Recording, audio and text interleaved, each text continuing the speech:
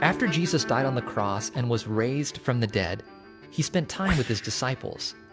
At the end of his time on earth, Jesus gave his disciples important instructions. He told them not to leave the city of Jerusalem. Jesus said the disciples should wait there until God kept his promise to give them the Holy Spirit.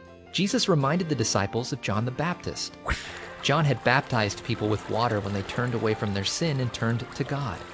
Jesus said that in a few days, the disciples would be baptized too, not with water, but with the Holy Spirit. "Lord, are you giving the kingdom back to Israel now?"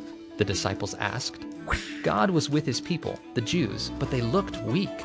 The Romans ruled over them. The Jewish people wanted to have power over other nations.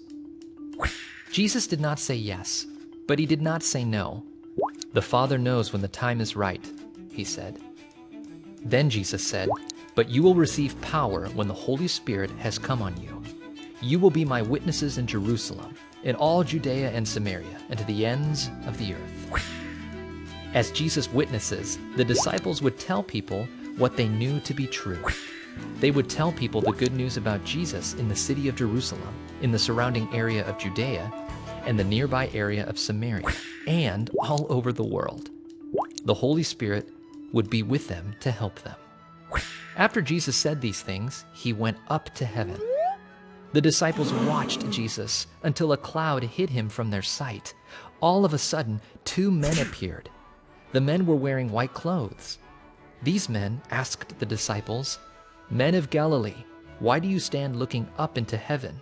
This Jesus, who has been taken from you into heaven, will come again.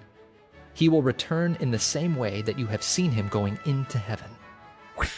Then the disciples returned to Jerusalem, as Jesus had instructed them, to pray and wait. Jesus left earth and returned to heaven, but he did not leave us alone. Jesus sent the Holy Spirit to be with us and help us do God's work. One day, Jesus will return to make all things new and to rule as Lord over all.